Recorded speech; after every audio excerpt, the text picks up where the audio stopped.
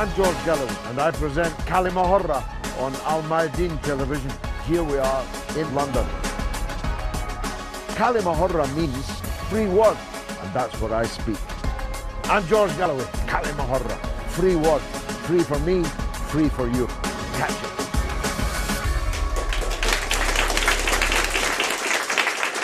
Welcome to Kalima Horra with me, George Galloway, coming to you from London.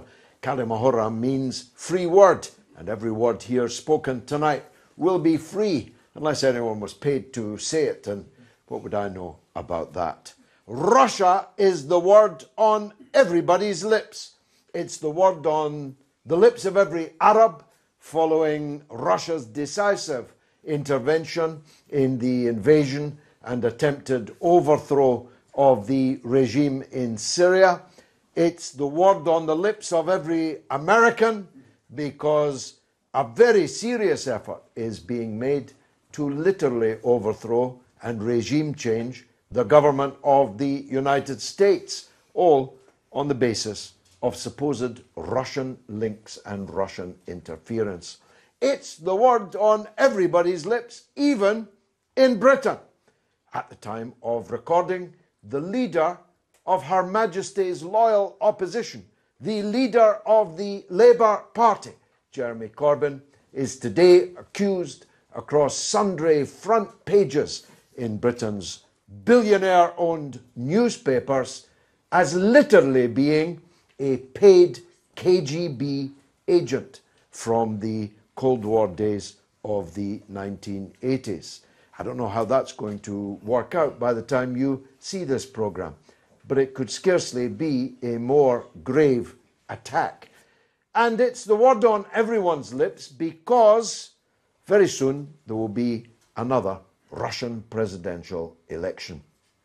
Vladimir Putin, to the absolute consternation of the Western media and their political class, I used to say that the other way around, but it's quite clear to me now that the political class belong to the media rather than the other way around. To their absolute consternation, President Putin may even win the presidency on the first ballot, which is a tall order, but may well be achieved.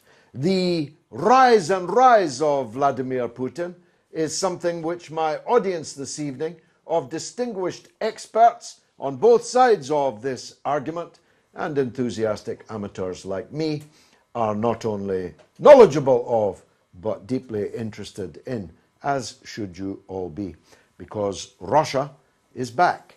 It's back in the Middle East. It's back as a player in world affairs. It's back, and that's the problem for Western governments. That's the problem for the media.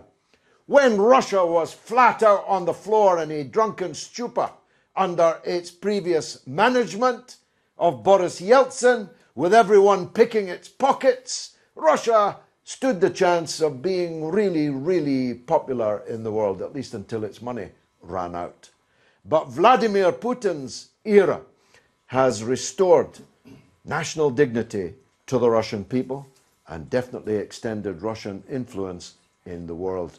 And a lot of people obviously don't like that. Now, I've got this terrific audience, so less from me than usual, because we want to hear from them. We've got a front bench, but the backbenchers are just as talented. Let me give the microphone first to a man who has the only job title in the whole world other than striker at Manchester United Football Club that I would like to have had. He's a former Kremlin advisor in former days, and he's now a very distinguished commentator and analyst, not just on Russia, but on world affairs. Alexander Nekrasov, welcome back to Kalima Horra. Thank you, George. Where do you, as I described the new Russia and its place in the world, did you find anything to disagree with? Well, first of all, I think it's a very complicated world we found ourselves in. I think that the previous world where we had the Cold War, it was pretty clear where everybody was standing. It was pretty predictable what's going to happen. And I think there was less worry and anxiety across the world. I think the current situation where we sort of are saying that there is no Cold War anymore, I think there is. I think the new Cold War is much more dangerous than the old Cold War, simply because for the first time in the history of relations between the West and Russia, Western propaganda is targeting not just the regime, as it happened in the Soviet years, but the people themselves, the Russian people. And I said that on Russian television, that you need to understand that the target now are you. Not just Putin, not just his ministers, are you. I think the film, The Death of Stalin, which I saw and I found despicable, disgusting, I think that just proves that now they're ridiculing the people. They're going after the people. And this is dangerous. And this unpredictability we find everywhere, including the thing you mentioned, that there is a sort of a power struggle in Washington, which is, by the way, very dangerous. This power struggle can result in anything. Because it's one thing we have a power struggle in some tiny country, or even in Britain, I dare say. This is not dangerous, but when America is unstable, when in America we see Congress fighting against the president, we see intelligence services coming up with stuff which is absolutely unbelievable. We just had Robert Mueller coming out with a list of Russian companies and individuals who supposedly tried to influence the United States election. The list is absolutely preposterous because it's made up. I mean, the main mastermind behind this is supposedly Putin's chef in the Kremlin. Two of the three companies that are listed as financing. I hope Jeremy Corbyn never ate at that restaurant. Two of the three companies that supposedly were behind this campaign are actually catering companies. So, that's a bit weird. And so what I'm saying is that the corruption in Washington has reached levels when intelligence services are playing games that we have never seen before. So this is a dangerous situation. And in this dangerous situation, the elections in Russia are under strain already, because the strain comes from all over the place. We have a situation now when Ukraine was taken over by the West. I do accept that Russia is to blame also, because Russia missed it. I was actually calling Moscow in November when the protests started, and I was saying, guys, you're going to lose Ukraine. What is happening there? This is a coup. This is not a protest. These are combatants. They're going to take power. Well, the Sochi Olympics, they were too preoccupied. So, but we can't say that it's only Russia's fault. The West basically organized that coup. They took out a regime which was acknowledged by the EU, by the United Nations, and so on. So what I'm saying is this is not a normal election. Russia is under pressure. Russia is surrounded by NATO troops, which is unheard of. They're on its borders. No longer is Russia protected by this buffer zone of European countries. They are there on the border. They're armed, they're dangerous, they can move in anytime.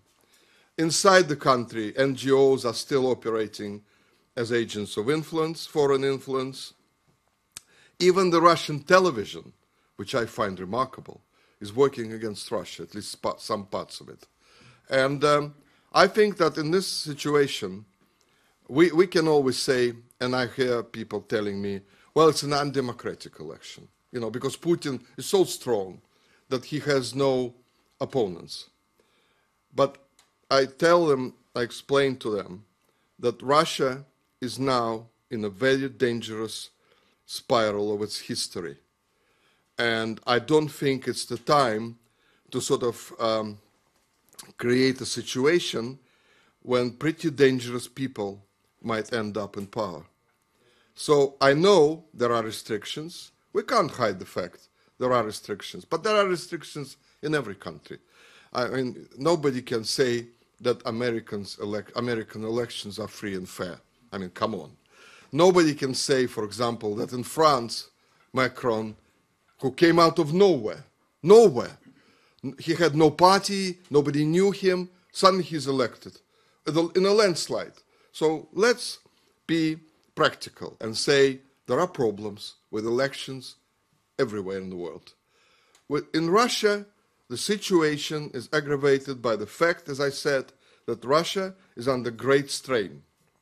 And Russia is in a situation where things may go dangerously wrong. So the one thing that Putin has managed to do in the 18 years in power, he has managed to keep Russia together. We don't see 2 Russias or 3 or 5. And that is his greatest achievement, which up to date few people realize. So when people say to me, well, how come so many Russians support him? The Russians support him, first of all, because of what I've just said, that Russia is still united. It's still together, a one country. So that probably overrides a lot of other things and problems as well. We must... Let's leave that there, and we'll come back to you. Charlie Wolf is a distinguished American commentator, a Donald Trump supporter, a Republican, abroad, broadcaster, journalist, man of parts.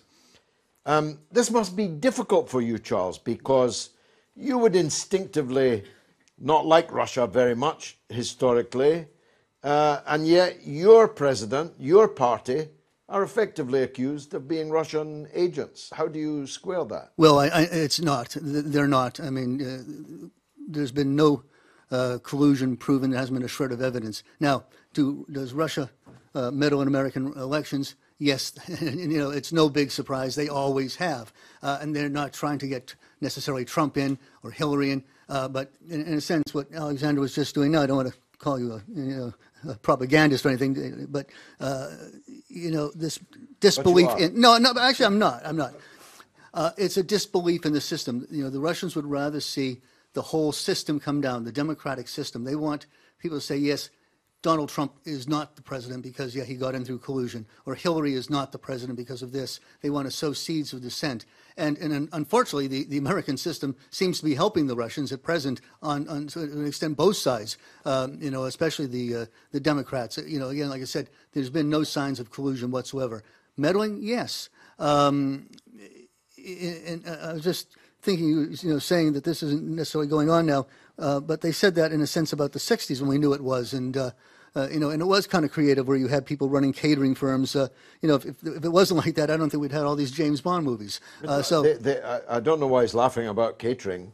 In the Americans on ITV, the whole thing is being run behind the mask of a travel agent. Yeah, I mean, even smaller than a catering company. The Americans is a wonderful series about implanted, deeply rooted KGB agents pretending to be Americans. An American travel agent. Oh, you know, I grew up with the TV show Get Smart. You know, I don't know if you remember with Don Adams, and you know, it was a comedy, but it was a wonderful takeoff on the whole spy versus spy routine. So we know it happens.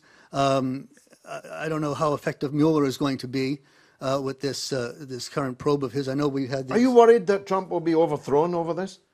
Well, we don't necessarily have overthrows in our system, but they're trying to impeach. Well, rose by any other name, yeah. Charles. I think that trying to impeach the president would be a mistake. I think the Democrats. Well, we'll see what happens in the midterm elections coming up in November when we have ours. I think if the Democrats are smart, they would sort of start to work with the man instead of this program of resistance, which is not gaining them any votes or any friends. Just as an aside, you look back to the State of the Union, where even Trump was talking about things Democrats are in favor of, and they're all sitting on their hands. That didn't go over too well. But I think it's important that we are addressing this. We know that the threat of meddling is real, as it was back in the 60s. I know people make fun of McCarthy, and yes, he was a drunk, and a lot of people were, you know, being accused when they weren't, you know, weren't supposed to be accused. You know, they were innocent, but that, you know, it was going on. You know, people forget there were reds in the beds, as the expression went. So The US has interfered in other people's elections from time to time, though, hasn't it? yeah, but I think the difference would be that, and listen, no system is perfect, and we don't have necessarily control over our State Department and our CIA and foreign services either. Is I think Donald Trump is finding out now. But Well, I would hope that instead of blocking white supremacist child murderers, they're chasing after Donald Trump's emails. That's what the FBI is doing. Yeah, I know, and so they're going to get smacked on this one for missing out on this thing with this guy that shot up down in Florida. Yeah. Here it was. They got a tip on this, Yeah. and they missed it. Well, look, we'll come back to you, Charles. Peter Jukes, sitting next to you, is another distinguished commentator and a man with a very different view of Putin's Russia to Alexander Nekrasov's. Please, kindly give it to us. I don't have a different view of Russia, and I must distinguish Russia from when we talk about the KGB from the former Soviet Union. I think I have a very different view of Putin, and by the way, with no bias, I stumbled across this. Around about 2014, I went to Kiev after the Maidan. One of the first people shot dead by Yanukovych's snipers was just somebody of a Jewish origin, the guy, Afghan refugee, who created the Facebook page which urged students to come down to the Maidan, and then they were beaten up and their parents come down. Whatever, I'm sure there's always people trying to influence elections. The CIA has a terrible history. We've got to Mossadegh and to Chile and Allende. But what I've discovered since, George, which really shock us all, and people should take back and step back from, whatever we think about America versus Russia, is its racism, which is at the heart of this. So I've followed these Russian-controlled bots. They have been proved to be Russian-controlled. They pump out the worst kind of, especially Islamophobic racism you can imagine. They pump up Tommy Robinson. And I have personal anecdote of that. I didn't quite believe it at the time. We should explain for the international audience. Tommy Robinson is a kind of street thug for a far-right British outfit called the English Defence League. Indeed, and it's a nationalist racist party. You notice that, Britain First got retweeted by Donald Trump. Now, there is a connection between Charlottesville and Nazis celebrating Trump and what's happening in Russia. And there's one key figure you could follow to this to find the ideology, which is Alexander Dugin. How Putin got to power with the Second Chechen War, so suspicious bomb attacks on an apartment, was provoking this civilizational conflict with the South mainly, with Islam. And Donald Trump and Steve Bannon have picked up on exactly the same ideology of the wall, Islamophobia. And whether or not they're technically colluding on any sort of issues with internet trolls or FBI proof, in a way, that's secondary. They're ideologically colluding. Republicans prefer Putin to Obama. I think his whiteness is a key part of that. And so the other element is, and I have to say this to the people who dislike inequality in the world, what happened to Russians' fortunes when, thanks to Britain and America, we kind of helped badly privatize their economy? The richest man in the world is estimated to be Vladimir Putin, whose cello-playing friend has $3 billion, according to the Panama Papers. If you care for the Russian people, you don't want their money exfiltrated to shadow banking system where it mixes with American hedge fund billionaires. And I think there's an alliance out of ideological interest around white supremacism and a financial alliance around the shadow banking system. Between the American Republicans Exactly. and the Russian... Robert Mercer has his same money in the same places in British Virgin Islands, now St. Nevis and St. Kitts. It's all rolling around the shadow banking system, which is like a third of the whole economy now. And it's unaccountable, and it's a kind of kleptocracy, which I think the whole world is getting involved in. Well, look, I mean, Peter, I'm grateful for that contribution, though, of course, I don't agree with it. But the point I made earlier in my introduction, the greatest part of Russia's wealth that was stolen before Putin. It was stolen in the drunken Yeltsin era. And we loved that. We used to applaud think it was him terrible. and I mean, chuckle along with him. No, I think that was awful what happened in the 90s. But what happened, Putin, it's very clear. Some of that wealth is playing on English football grounds this very day. But what did Putin... Exactly. So what happened was this massive privatization taken over by oligarchs because you had a ridiculous system of privatization. With these vouchers, people didn't know what they were worth. A flower seller, a certain Abramovich, gathered up a lot of these, and suddenly people owned these huge companies. And it was a sort of regional it happened in Ukraine, by the way, before Yanukovych took over. There were regional baronies and local. What Putin did was get them all in line. And interestingly, we talk about free speech. Has anybody seen the Alexander Navalny video, which has now been taken down? Russians can't see it. Where by tracking an escort girl who attacked his offices, I'm not saying I'm a Navalny supporter, but this is a great bit of journalism, they found that she was on the boat with Deripaska, and she put a video, the big oligarch, who now is one of Putin's favoured barons, if you like, and with the deputy prime minister. Quite friendly with Baron Peter Mandelson. No, exactly. Look, and they're all over London, and we can talk. A lot of London wealth is based. We will, but we mustn't be too Anglo-centric. We'll come back to you, Peter, and the other experts, and hopefully have time for the enthusiastic amateurs too. This is Kalima Horra with me, George Galloway, for Al Mayadeen Television, coming to you from London.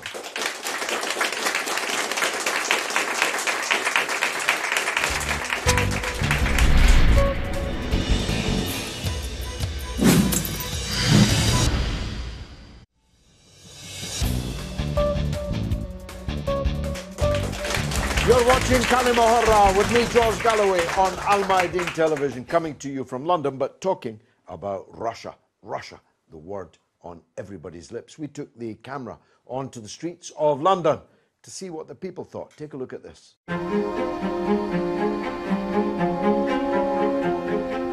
Do you think that Russia or the US are trying to start a new Cold War? A Cold War, no, but it seems, by its current actions, want to get more of a regional dominance and be able to control a lot of its own borders.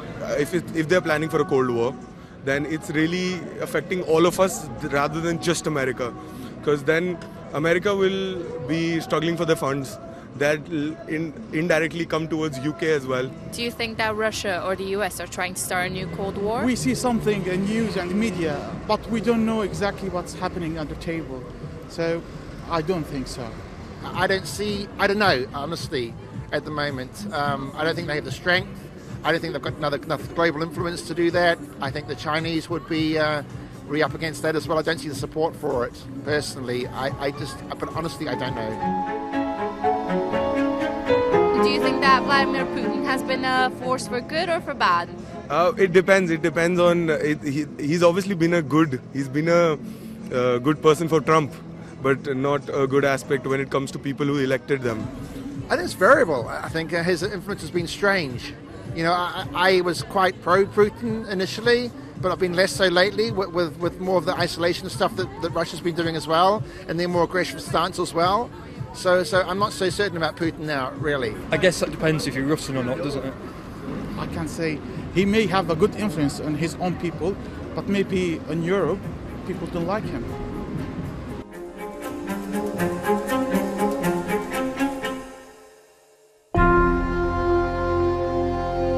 Well, some mixed views there about President Putin, who's facing re-election, an election that he is comfortably expected to win.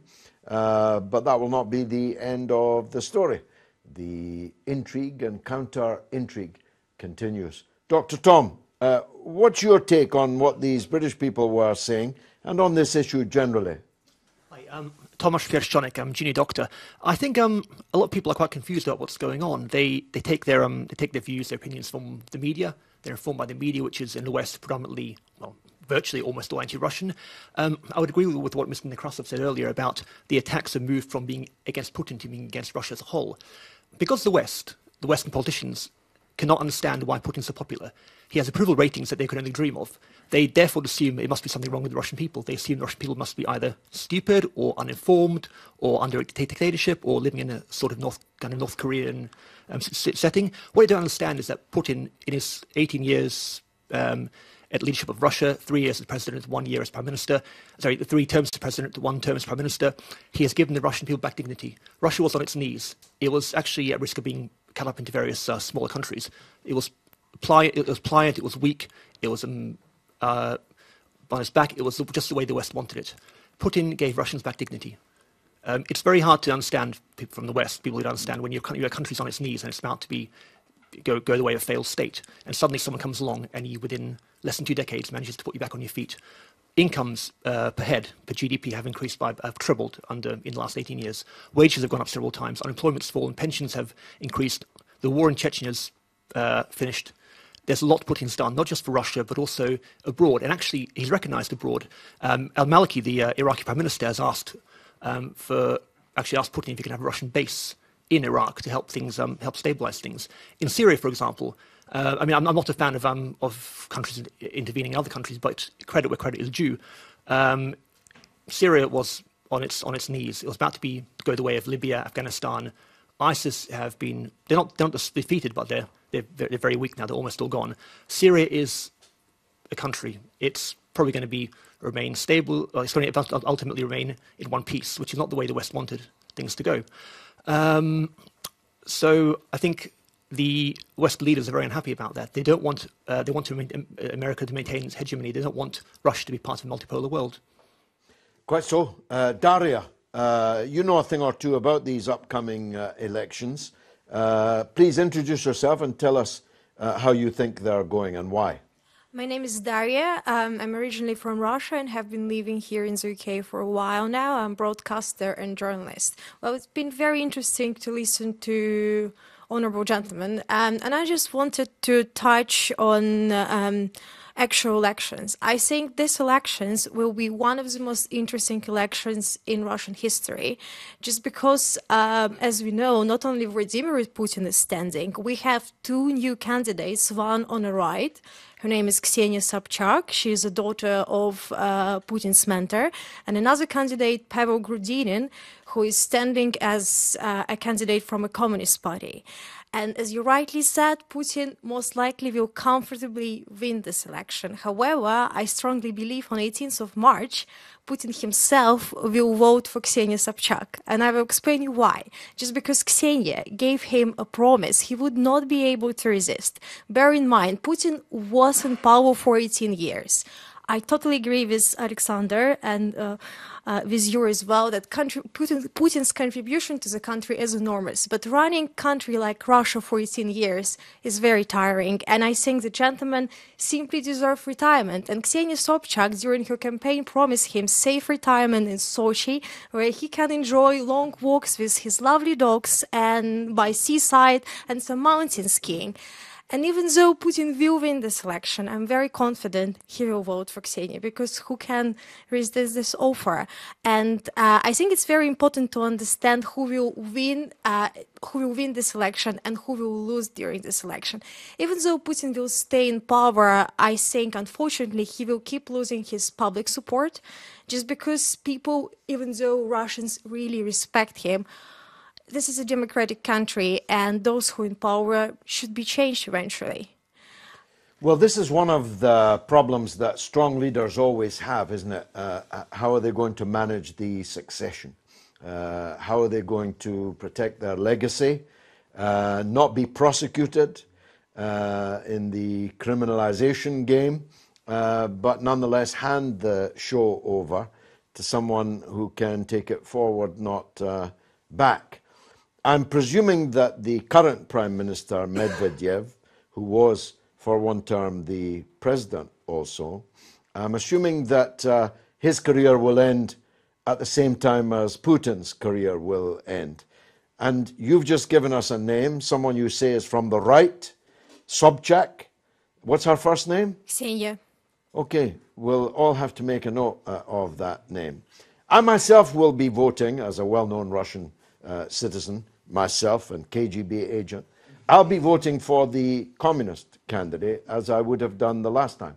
I would not vote for Vladimir Putin because although I like his foreign policy, I'm not so keen on his domestic policy. And there are far too many rich oligarchs still running around in Russia for me to vote for him. So, President Putin, that's one vote in the box against your opponent to the left, but you've heard it here. A successor has been named by Daria. Dr. Marcus, tell us how you see things, please. Yes, thank you. My name is Dr. Marcus Papadopoulos, and my doctorate is in Russian history. Alexander, I agree with everything you said. I would just add that Russia is vulnerable because this is the smallest Russia that the world has seen for 300 years. So Russia is very vulnerable. You mean territorially? Sorry, territorially. Yes. Yeah. This was his point about the NATO being literally on the borders for the first time. Daria, your point about Putin voting for Sobchak is peculiar. You can't be serious about that. Charles, America is the biggest violator of international law in the world. It is the biggest violator of the mechanisms of the United Nations in the world. That is indisputable. And Peter, you made a reference to Chechnya. Chechnya is an integral part of the Russian Federation. It was absolutely necessary for Vladimir Putin in the summer, late summer of 1999, to send the Russian military back into Chechnya because it is an integral part of Russia, but also as well, the people that the Russian army were fighting against in Chechnya are the same people that the Syrian army is fighting against today. Islamist Wahhabists. How many Saudis were operating in Chechnya from 1996 to 1999? So it was absolutely acceptable for Russia to go back into Chechnya and to bring it back under the fold of Moscow. Now, turning to the Russian presidential elections, they are of no business to any country or any other government in the world. It is an internal matter of the Russian Federation. And another point to make as well is that Russia is not the West, and there is no reason it should be. Things happen in Russia which might not be to the taste of many people in Britain or in America, but quite frankly, that's absolutely irrelevant. And I would quote Peter the Great, who once said that Russia is a country where things that just don't happen, happen. Now, in regard to what's going to happen this March at the Russian presidential elections, Putin will be re-elected, and very, very convincingly. And I would cite two reasons for that.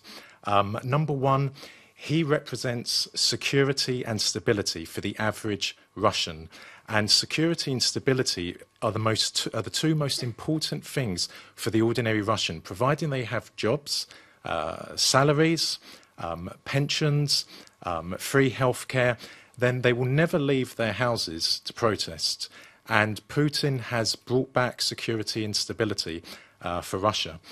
The second reason why he's popular is because he's a very, very strong leader. And yes, he is authoritarian, but remember what I said earlier, that there might be some things in Russia which aren't to the taste of British people or American people, but the word authoritarian is not a dirty word for the average Russian. It's not a bad word for the average Russian. Russia has to be run in an authoritarian way. Look what happened from 1985 to 2000. You had two unbelievably weak, indecisive leaders running Russia, Mikhail Gorbachev and Boris Yeltsin, and look what happened. The country nearly disintegrated as the Soviet Union did. So it is absolutely necessary for Russia to be run with an iron fist, and that is what Russians want. So yes, he will be re-elected. He'll be re-elected because he's authoritarian. That's what Russians want, and because he gives security and stability to the average Russian. There's another point as well, is that since the mid-1990s, there has been an unofficial alliance or an unofficial agreement between the Kremlin and the Communist Party. Now, if you have a look at the 1996 presidential election, it was actually the communists who won that. It was actually Zyuganov who beat Yeltsin. No way did Yeltsin actually win that election, but because of that... But the Americans interfered in that one. Well, yes, absolutely. I mean, Clinton openly voiced his support for Clinton. For Yeltsin, and the Americans sent some of their biggest PR strategists to help. But the point is that there is an unofficial agreement between the Kremlin and the Communist Party, and that is another reason why Putin will win. And in regard to the communist candidate, Pavel Grudinin, I think he's a very, very credible candidate, and perhaps one day he might have an opportunity. Well, it's all good news so far. Sir? Zaid Dalisa, writer and political analyst. Well, I have to say that the main reason that we can see that there is widespread support for Putin is basically because he restored Russia's authority. He reasserted its power, and he has reclaimed its credibility over around the international community, and he has regained the popularity of Russia within Russia and also within the international community. Now, the point is, I mean, they talk about meddling and interfering in elections and in other countries. We've seen America since the 50s, going back to the Iranian government, which was elected. They overthrew that government, installing dictatorship. We've seen them interfering and meddling in a blatant way, even in countries that are basically considered staunch and close allies. We've seen Stephen Bannon expose in his book that Trump has basically interfered in Saudi Arabia, which is the bastion and the main exporter of tyranny and dictatorship, actually altering and interfering in the line of succession. That is by deposing supposedly American ally, that is Mohammed bin Nayef, who was the crown prince, and replacing him by the youngster, inexperienced, reckless, irresponsible youngster who is actually doing America's bidding and actually not only implementing America's strategy in the Middle East, but actually financing it and paying $460 billion, the ultimate, in what Trump calls the ultimate deal, in return for basically changing the line of succession. But let's not forget the highly decisive, emphatic, and really instrumental role played by Russia in stabilizing the Middle East. That is, in intervening at the right time in Syria and turning the tide, turning the tables on the terrorists, the supposedly called good terrorists. And when Russia was accused by the West that they were actually turning against the good and decent terrorists, we've seen Russia taking them apart, routing their strong bases, both ISIL and Al-Nusra Front, which are both Al-Qaeda, Wahhabi Salafi, financed by the Americans, by the CIA, financed also by the Saudis in cooperation with the Americans, and turning Al-Qaeda previously in what is called ISIL, that is basically a regional military arm for the Saudis to destabilize the entire region. We've seen, and I have to emphasize this point, before Russia's intervention, Martin Dempsey, the chairman of the American staff, says it was okay for Ramadi to be occupied by ISIL, to be overtaken by ISIL. The Americans vetoed the Popular Mobilization Forces, stopping Ramadi from falling in 2015. It was only after the Russian intervention that Dunford, the new chairman of staff, going to Iraq and actually pressing and putting pressure on Ebadi to actually stop and not invite the Russians into Iraq, by promising that the Americans will ratchet up their campaign against ISIL. So they were compelled and forced to ratchet up their feckless performance and feeble campaign against ISIL because of the Russian indecisive... It's all kicking off now on Kalima Horra on Al Mayadeen television.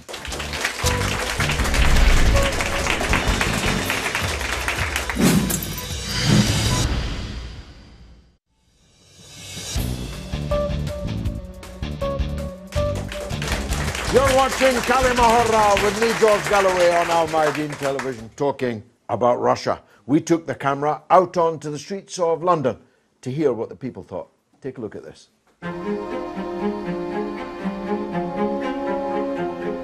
Did you know that Russia's having elections this year? It doesn't actually. It will not make any difference. They don't have a real democracy, I believe. An election's only really an election if it's completely fair and transparent, which does seem to be lacking in the Russian system.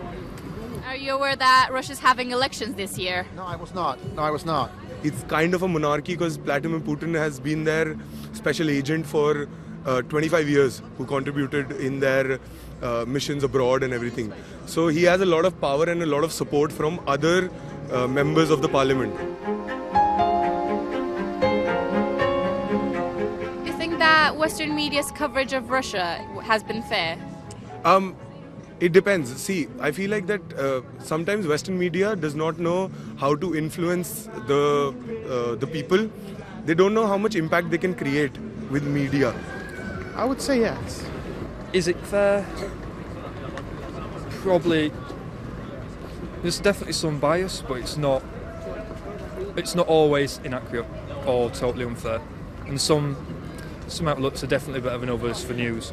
You know, I don't know about the Western media. It's so strange, the Western media, things like Palestine as well. I don't understand. You really need to look beyond what you see and what's fed to you if you want to have a good understanding about world politics, I feel. So I don't think Western media is necessarily as clean as we'd like to think. Do you talk about the bad and good? Overall, yeah. I think they talk about Russia fairly.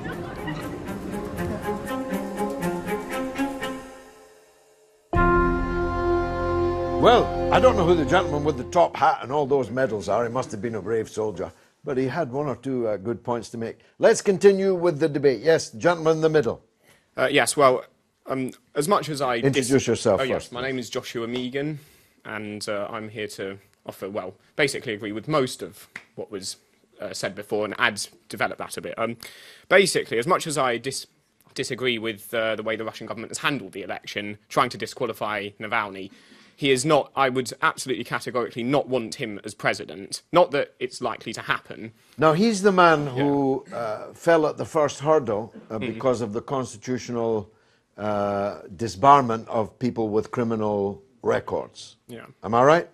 Yes, yes. Go ahead. And because he is, apart from being, probably a sycophant to the EU because he wants to give Crimea back, even though Crimea democratically wanted to secede from the Ukraine by a 58% majority.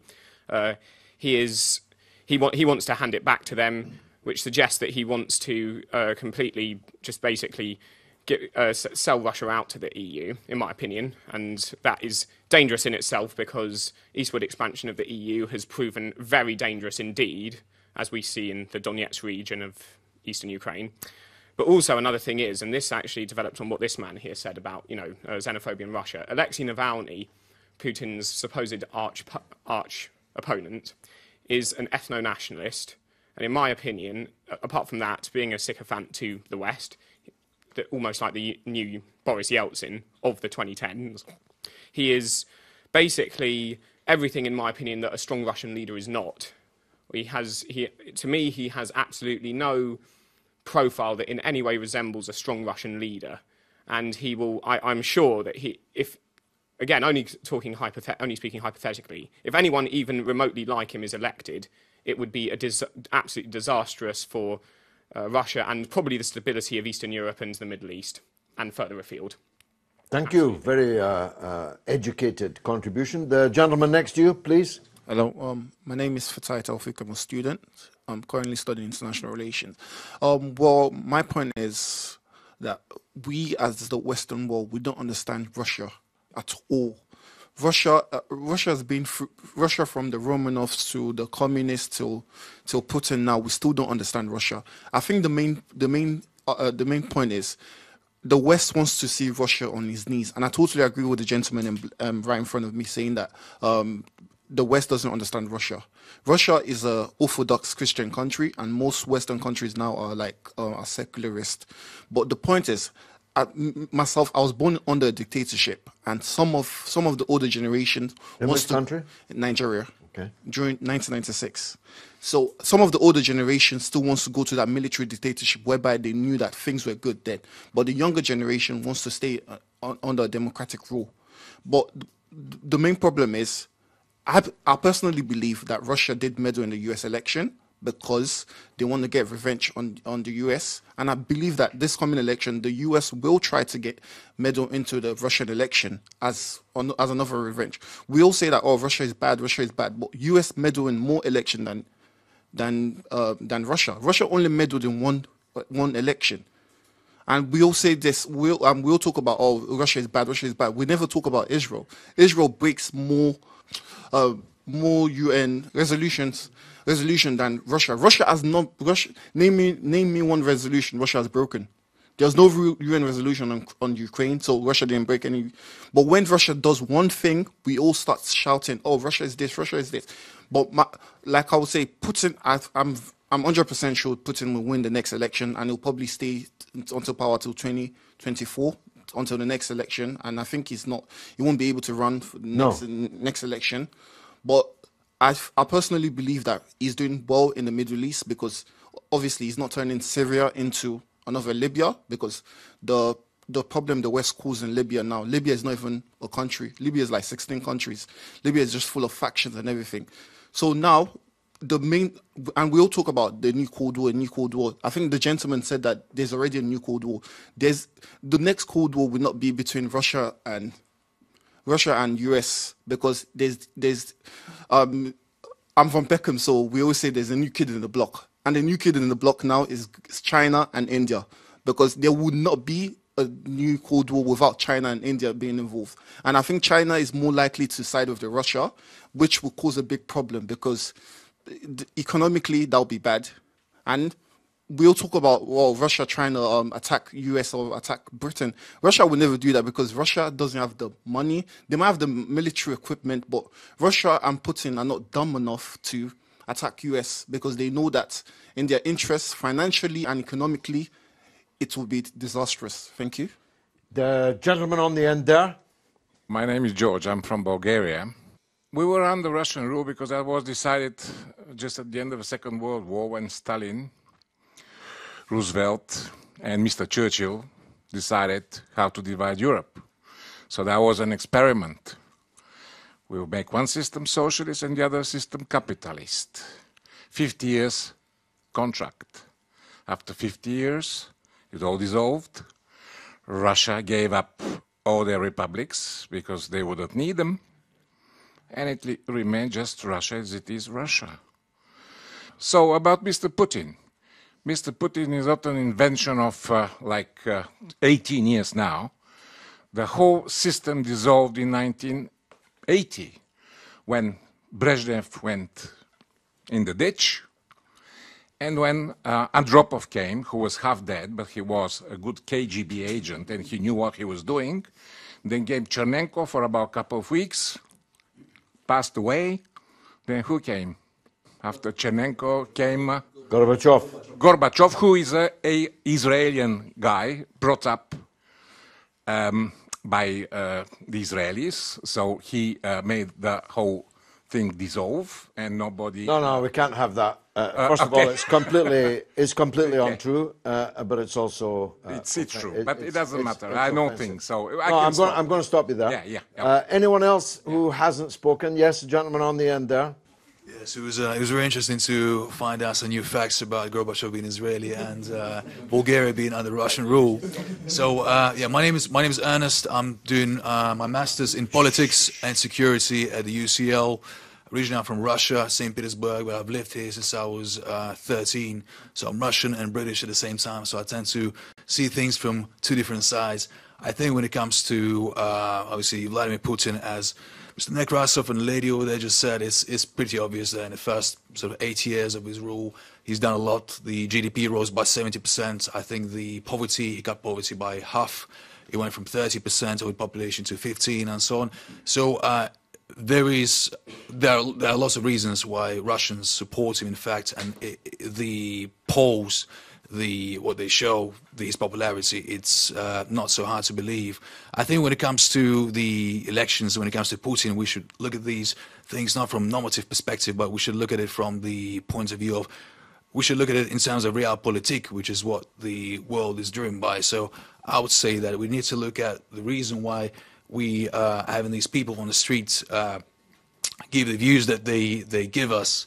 It's why does the Western media portray Russia in such a manner? You need to keep in mind that, first of all, one of the main sort of reasons why certain wars happen in the world is war for resources.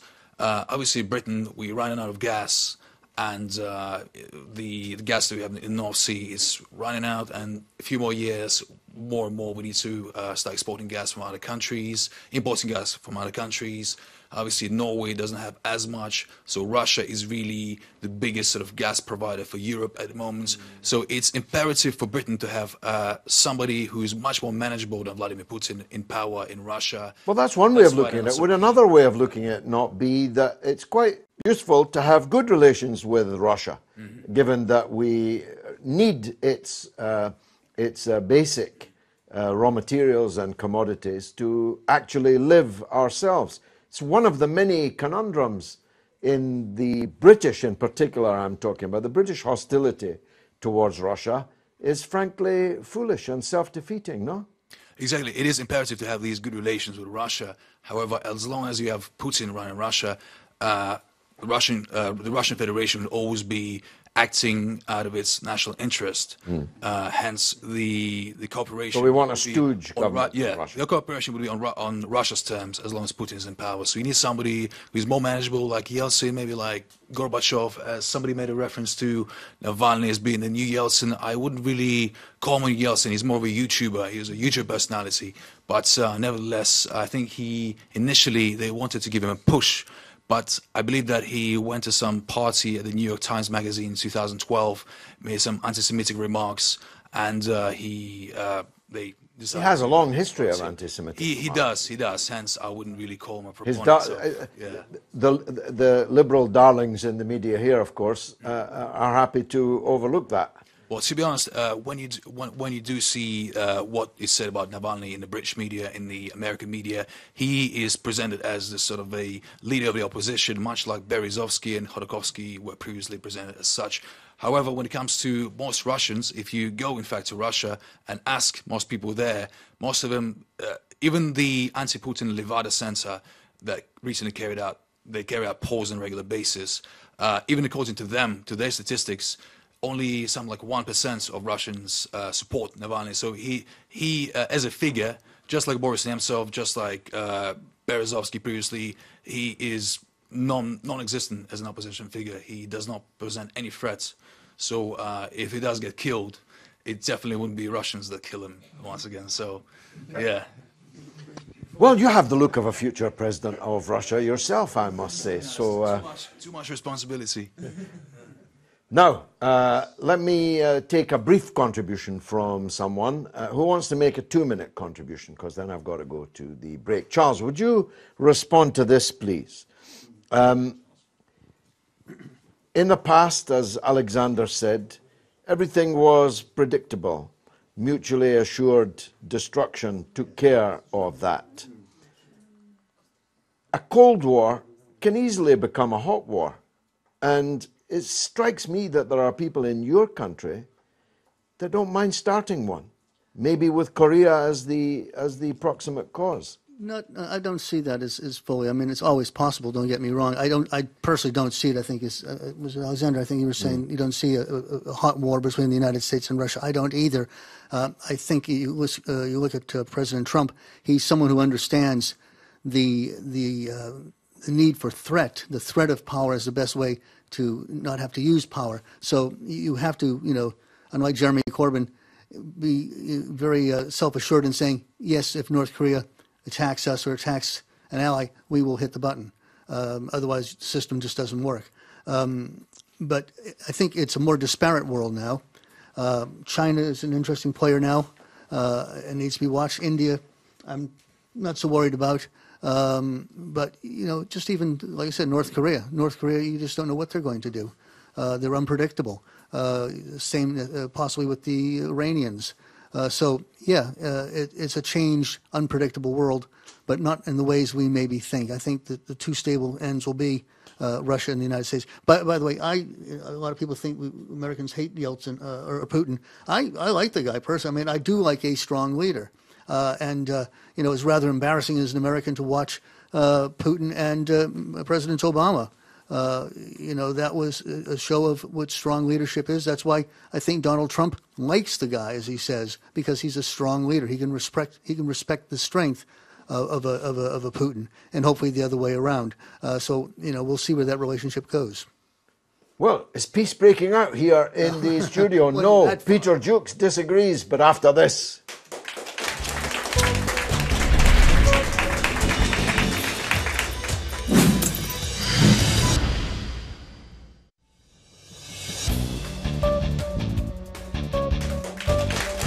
You're watching Kalima Horra with me, George Galloway, on Al Mayadeen Television. Just as peace, consensus, amity was breaking out in the studio, forward came Peter Jukes. Go ahead, Peter. Yes, well, I love this programme, George, because I know you disagree with me, and I may have a minority opinion here, but we're allowed to disagree. Explore different That's why it's ideas. called Kalima Horra, free word. Exactly. I just alert your attention to what happens to investigative journalists in Russia.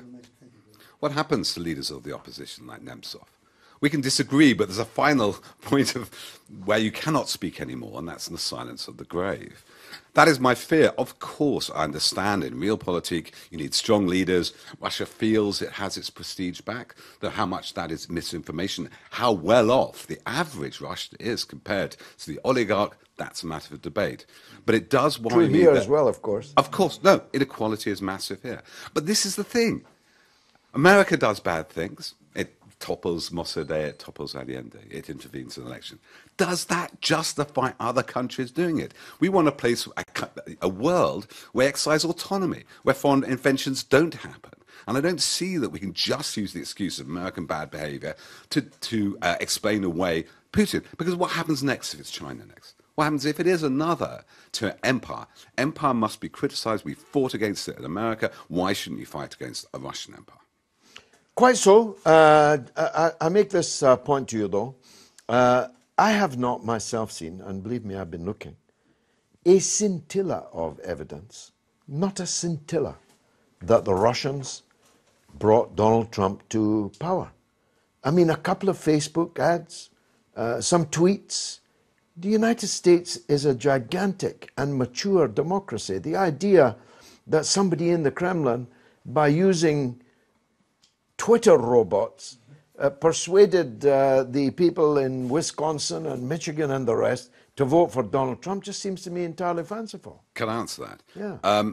It's estimated that there were about 3 billion Facebook impressions and tweets seen which were paid for, estimated $1.5 million a month by the Internet Research Agency. Now, I don't think Russia has created racism or Black Lives Matter or in America, but it's very clever exploiting it. We know they organize about 60 events Does in America Florida. need help to have racism?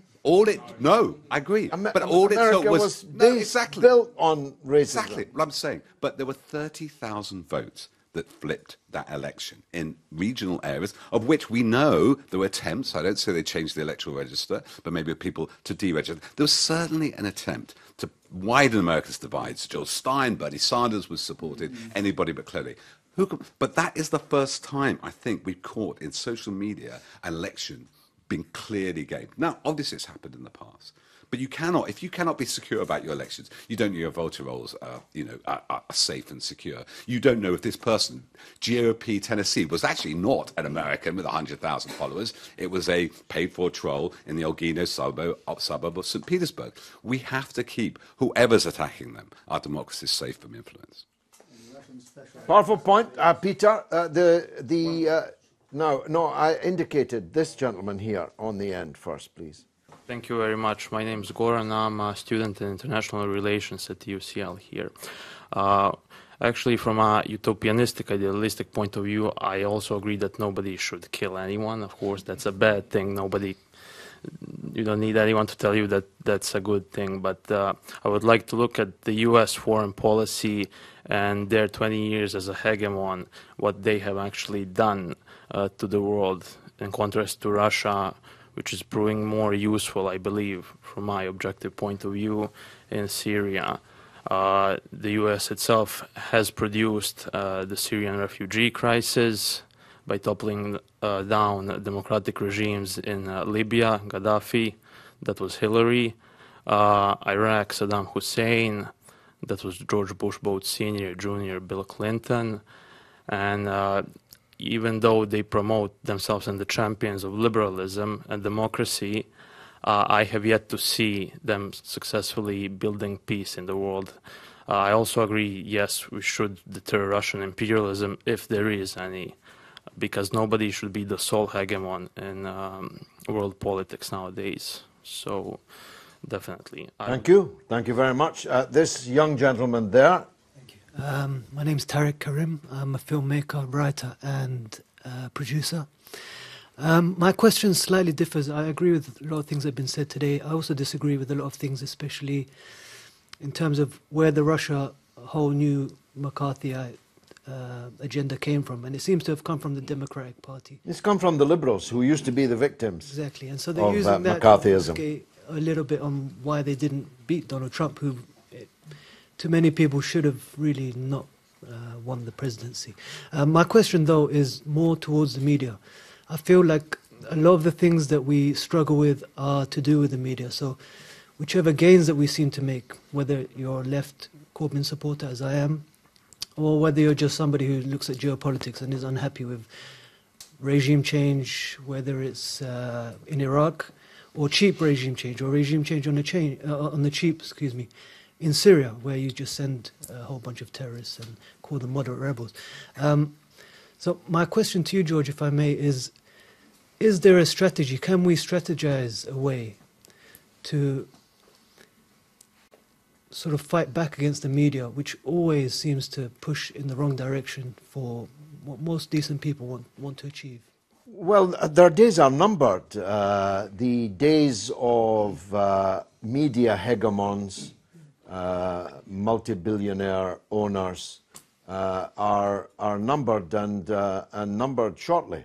The proliferation of alternative media, the ability to get information and communicate it with others, has never been faster and greater. The day will come in your lifetime, sadly not mine, when there will be nothing called newspapers. A newspaper will be something you see in a museum in a glass case. And I'm personally quite happy about that. When the last editor is strangled with the last copy of a newspaper, I'll be a happy man. Ignorance is a choice for most people in the world, in the developed, wealthy parts of the world. Ignorance is a choice. If you wanted to know the truth, you could find it. You don't have to listen to these front pages I referred to earlier this morning, literally accusing the leader of the Labour Party of being a paid KGB agent. Now, there may be enough people ready to listen to that sort of thing today. I think tomorrow there will not be. Much will depend on how Corbyn comes out fighting. Dr. Tom. I mean, I would agree with you, George. Perhaps we should rename the mainstream media the legacy media, because it's coming towards the end of its days. Mm-hmm. I think just to pick up on a few points that Peter made earlier about the snipers in Ukraine. It's actually been shown since then that it wasn't the Berkut, it wasn't Yanukovych. It was actually mercenaries. A couple of Georgians have confessed, and they've since disappeared. I mean, the West. There's a telephone call establishing that, isn't there? Yeah, there's also the thing was Lithuanian MP. A few days after the snipers shot 70 people, was overheard speaking to, I think it was an American, someone that might have even been Veronica Newland, saying that actually. It was. Yeah, we know what's Veronica happening. Newland, yeah. Yeah. So I think in terms of people like Alexander, Navalny, that's it. No, sorry, Nemtsov, who was assassinated. He was basically nobody. He'd been a politician in the 90s. He'd fallen out of favour. Very few people knew him. His assassination was what actually brought him back into prominence. He was certainly not a threat to anyone. Isn't that the point, Peter, that a lot of people get killed in Russia, though not quite as many as get killed in America, especially if you're a child going to school.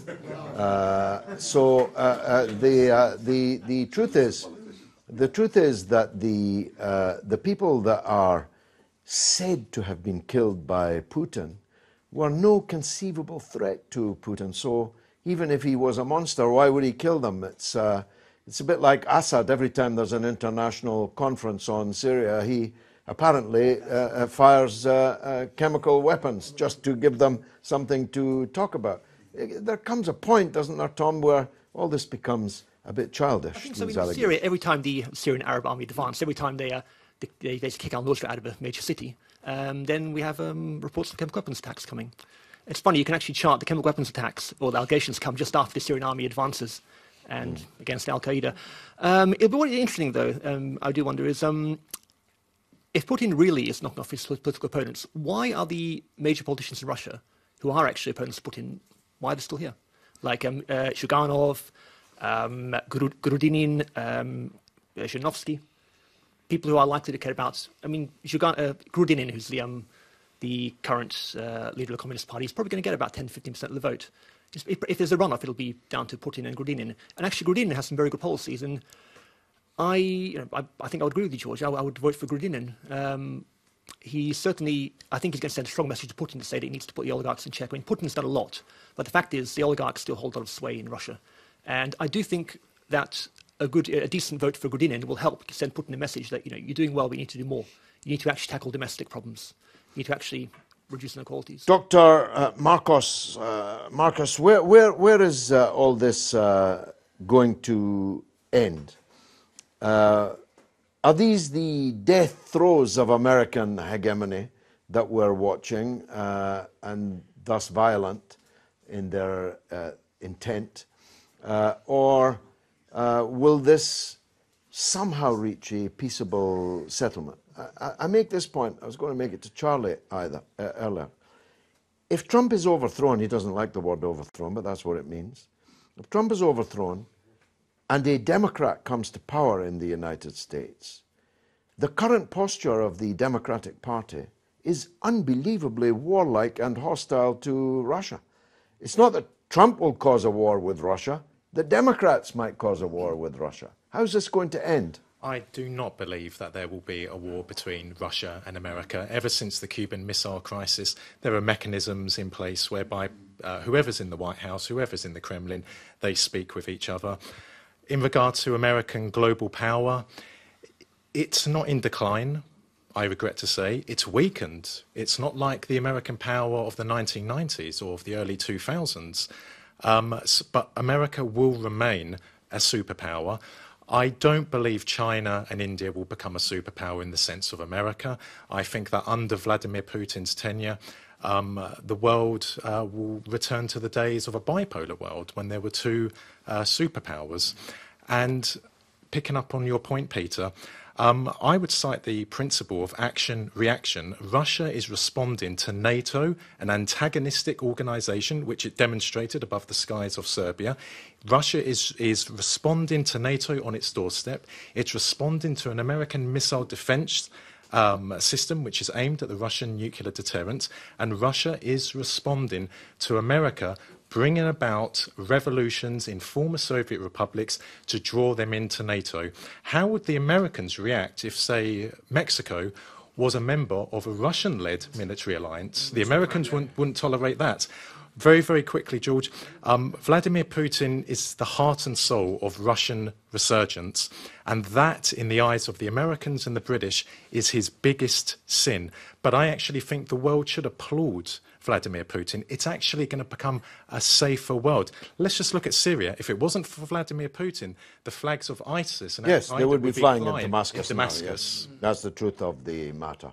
Last word to the Arabs. Go ahead, sir. I think what is needed is more Russian intervention, decisive Russian intervention in countries like Yemen. Amen. If it wasn't for Russian abstaining from actually vetoing the decision by Saudi Arabia, encouraged by the Americans to meddle and to launch an aggressive, merciless, cruel war against the Yemeni people, we wouldn't have seen this war drag on. What the United Nations calls a man-made, I do call it a Saudi-made, backed by the USA, biggest humanitarian crisis in Yemen. We've seen what happened in Libya when actually Russia also abstained in the United Nations. Now, we do need to see more vetoes in terms of preventing US aggression under the pretext of preventing further Iranian meddling. Well, I don't know if it was enough, but it's all there is. It's been marvellous. I hope you enjoyed the show.